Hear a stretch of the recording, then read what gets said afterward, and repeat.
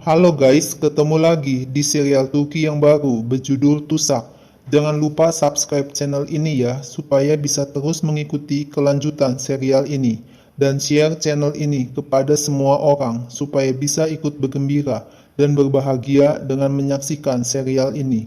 Demir, seorang pengusaha sukses di Turki, disambut oleh Luna, calon istrinya, dengan saling berciuman. Seren bertanya, apa yang dilakukan Luna di sini? Mete berkata dia adalah ibu tiri untuk mereka bertiga. Demir diundang ke panggung sebagai ketua asosiasi bisnismen dan mengumumkan siapa yang akan menggantikan Demir sebagai pemimpin holding Guyum Yusai. Ternyata Demir ingin tetap sebagai pemimpin holding dan juga merangkap sebagai ketua asosiasi bisnismen di Turki. Demir diminta untuk foto keluarga. Demir ditanya wartawan, orang-orang membicarakan perbedaan umur Demir dan Luna, calon istrinya. Demir mengumumkan minggu depan akan mengadakan upacara perkawinan dengan teman dan keluarga. Luna adalah calon istrinya. Wartawan memberi selamat kepada Demir dan Luna, tapi ada satu wartawan yang memberikan flash disk dan berkata ini ada hubungannya dengan keluarga Demir. Mungkin Demir akan tertarik melihatnya. Seren bertanya mengapa ia mengetahui keputusan ayahnya dengan cara seperti ini, mengapa ayahnya tidak bicara dahulu dengan anak-anak. Demir marah, Seren harus tahu batas dan jangan mengajarinya. Guven protes sejak umur 16 tahun. Ayahnya, Demir, setiap hari memberitahunya bila Guven sudah siap, dia akan menjadi pemimpin di perusahaan. Guven diusir untuk turun dari mobil Demir. Tak lama Guven disuruh naik ke mobil oleh Mete. Mete bilang, beruntung Guven mempunyai saudara perempuan yang mencintainya. Seren bertanya, mengapa Guven disuruh keluar dari mobil oleh Demir?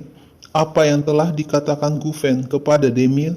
Seren berkata, Guven adalah orang yang merusak diri sendiri, persahabatan dan keluarganya. Guven adalah orang yang suka cemburu dan egois. Guven langsung pusing dan ingin muntah mendengar perkataan Seren, adiknya. Tiba-tiba Aise menelepon Guven agar Guven dan adik-adiknya datang ke villa sekarang juga. Tiba-tiba ayahnya datang dan langsung memukul Guven. Bagaimana bisa Guven melakukan hal ini kepada ayahnya? Aise menenangkan Demir, mengatakan ia ada di sini. Demir disuruh menarik nafas panjang. Demir menyuruh Aise untuk menyalakan flash disknya. Flash disk itu berisi adegan ML, making love, hubungan intim Guven dan Luna, calon istri Demir. Guven, Selen dan Mete kaget melihat adegan tersebut. Guven bilang kejadian itu sudah lama sebelum ayahnya bersama Luna dan itu hanya terjadi satu malam. Sebenarnya Guven ingin memberitahu ayahnya, tapi ia tidak ingin merusak kebahagiaan ayahnya. Guven diusir dari rumah ayahnya. Demir bilang skandal ini akan tersebar keluar dan mereka akan tenggelam. Seren akan melihat kamera CCTV dan menemukan orang yang memberikan flash disk. Mereka akan menemukan sumbernya. Demir memerlukan orang di luar mereka. Kasus ini tidak boleh diselesaikan secara hukum. Demir tidak mau anaknya, Guven dan calon istrinya, Luna, dipublikasikan. Demir malu menghadapinya. Seren usul untuk memakai pengacara kotor, Sinar Cilmas. Seren menelpon Sinar yang ada di Athena, Yunani, dan menawarkan pekerjaan baru untuk Sinar. Sinar menolak tawaran Seren karena ia tidak pernah bekerja dua kali untuk klien yang sama. Seren berbohong kepada Demir kalau ia berhasil membawa Sinar untuk menyelesaikan kasusnya. Seren menelpon Sinar, tapi teleponnya tidak diangkat. Akhirnya Seren menghubungi Beryl untuk menemukan lokasi Sinar. Seren langsung naik pesawat pribadi untuk menemui Sinar. Seren berkata ia datang untuk menjemput Sinar. Akhirnya Seren berhasil membawa Sinar kembali ke Turki. Dalam perjalanan di pesawat, Seren bilang kalau Sinar mempunyai setumpuk kemarahan kepada orang kaya. Apakah orang kaya itu sering memaksa Sinar menerima tawaran untuk bisnis kotor mereka? Seren belum pernah bertemu dengan Sinar, tapi Sinar marah kepadanya. Seren ingin agar Sinar memecahkan kasusnya. Cinar mengatakan mereka akan bekerja sama sepanjang hidup jika menyangkut keluarga Seren. Seren bilang Cinar harus fokus pada kasus ayahnya dan tidak perlu tahu Seren. Cinar datang ke Villa Demir, disambut Seren. Cinar dikenalkan kepada Mete, adik termuda dari Seren. Kemudian dikenalkan kepada Guven, kakak tertua Seren. Seren mengenalkan Cinar, pengacara yang terbang dari Athena Yunani. Demir bertanya, apakah benar Cinar dipanggil pengacara kotor? Cinar menjawab, itu panggilan nama yang biasa dipakai kliennya. Demir mengatakan ini adalah skandal yang buruk dan dia tidak mengerti mengapa bisa terjadi. Cinar bilang, bila ia menyelamatkan Demir dari jebakan ini, inisiatif pasti ada di tangan Cinar. Dan Demir tidak boleh menanyakan caranya. Jika Demir tidak menyukainya, boleh mencari pengacara lainnya. Demir memuji Cinar sebagai pengacara yang berani, tidak seharusnya dipanggil pengacara kotor. Cinar bertanya, siapa yang dirampok Demir sebelumnya? Jika Demir tidak melakukannya, maka ada yang lain. 95% kejahatan dilakukan oleh keluarga korban. Cinar minta kepada Demir nama orang-orang yang mungkin ingin balas dendam kepada Demir. Demir menyebut nama bisnismen Kemal yang berhubungan dengan organisasi teroris. Kemal menjual perusahaannya kepada Demir. Bisnismen kedua adalah Akif Sayin, mempunyai pelabuhan tetapi sekarang tidak lagi punya pelabuhan. Demir menyuruh Seren untuk pergi bersama Cinar, tapi Cinar menolaknya karena ia bekerja sendirian. Demir memaksa Cinar untuk pergi bersama Seren. Demir sangat percaya kepada Seren karena Seren tidak pernah berbohong kepadanya. Cinar bilang betapa sedihnya Demir berpikir Seren adalah orang yang jujur. Cinar dan Seren melihat rekaman CCTV untuk mencari orang yang namanya diberikan Demir kepada Cinar. Cinar bilang jika Seren meneruskan untuk bekerja dengan Cinar, maka tidak bisa bekerja menurut hukum lagi. Seren tidak akan ikut campur dengan urusan Cinar. Sewaktu Seren dan Cinar bekerja, diam-diam ada orang yang mengawasi mereka berdua. Cinar bilang ia akan konsentrasi bekerja. Seren tidak boleh bicara terus. Orang yang memberikan flash disk berganti pakaian karena celana dan sepatu yang dipakai tetap sama. Cinar dan Seren menemukan bungkusan berisi pakaian orang tersebut. Gerakan Cinar dan Seren terus dibuntuti oleh orang yang sama. Cinar dan Seren datang ke suatu bar dan menunjukkan foto di HP-nya. Mereka mencari orang. Cinar bilang orang itu bekerja di bar ini. Seren diminta mengawasi bartender. Orang itu datang dan lari begitu melihat Cinar. Cinar dan Seren berlari mengejar orang itu dan akhirnya berhasil menangkap orang itu. Orang itu mengaku bernama Serkan.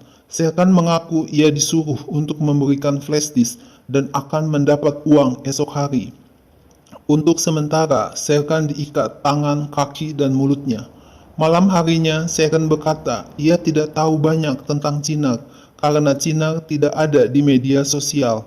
Seren berkata ia orang yang perhatian, tidak takut tanggung jawab, bekerja keras, hidup antara rumah dan pekerjaan. Seren tidak suka pekerjaannya, rumahnya, atau keluarganya. Semuanya tidak memberikan pikiran yang damai dan tenang. Cinar hidup untuk pekerjaan dan terobsesi dengan keadilan. Cinar dapat menemukan kedamaian pikiran di dalam rumah. Cinar sangat takut kalau ada sesuatu yang terjadi pada orang yang disayangnya.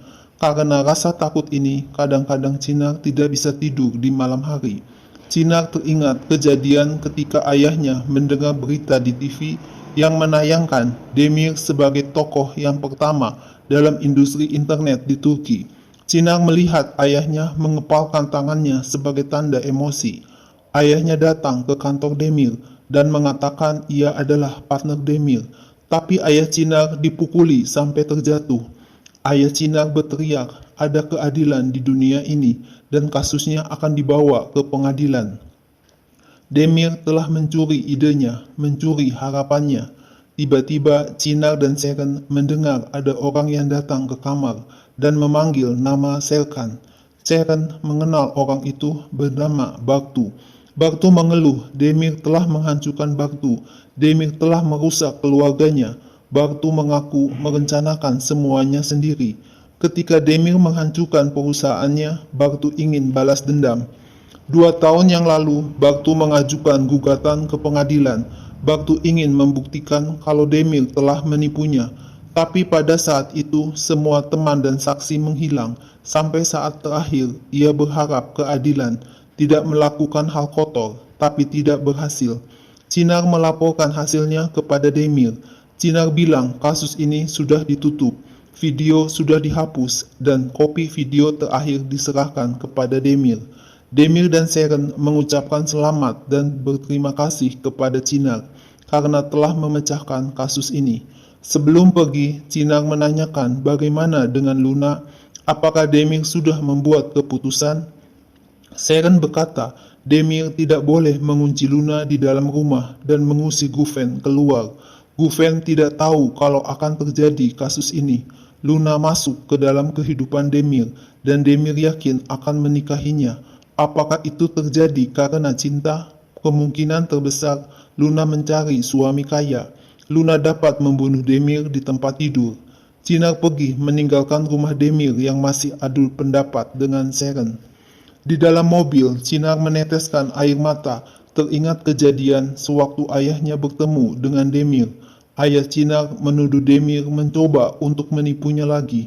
Ayah Chinar akan membuka kasus melawan Demir dan ia mempunyai banyak saksi. Demir marah dan menembak ayah Chinar dan kakaknya di depan mata Chinar. Chinar menemui Bartu, memeluknya dan mengucapkan terima kasih atas pekerjaannya yang bagus. Chinar memberikan uang kepada Bartu. Uang ini tidak ada artinya dibanding apa yang telah Demir lakukan terhadap Bartu. Chinar mengunjungi ruang rahasia tempat Serkan alias Ali bekerja. Chinar berpelukan dengan Ali dan mengatakan Sharon tidak curiga apa-apa. Chinar juga mengunjungi kakaknya dan memeluknya erat. Chinar menemui adik perempuannya dan memeluknya juga dengan erat. Mereka 3 bersaudara yang masih hidup berpelukan erat. Chinar alias Umut berkata, Nile harus hati-hati dengan Guven. Bersama-sama mereka membawa kue ulang tahun untuk ayahnya. Mereka senang karena ayahnya masih hidup. Tapi amarah dan dendam di dalam hati mereka tidak bisa lenyap. Kakak sulungnya yang sudah mati ditembak Demir masih tetap hidup di hati mereka. Pembunuh kakaknya akan menjawab apa yang telah mereka lakukan. Chinar alias Umut berkata kepada ayahnya, mereka sudah memulai balas dendam kepada Demir. Umut menerima telepon dari Ali, memberitahu kalau Guven ada di rumah Bartu. Umut segera pergi ke rumah Bartu dan menemukan Bartu sudah ditembak oleh Guven. Bartu memegang tangan Umut dan mengatakan ada anaknya. Umut, Sharon dan Guven terkejut melihat anaknya menangis, melihat Bartu ayahnya tertembak. Nah guys, lalu apa yang akan terjadi selanjutnya? Saksikan terus ya serial yang seru ini. Jangan lupa subscribe dan share channel ini ya.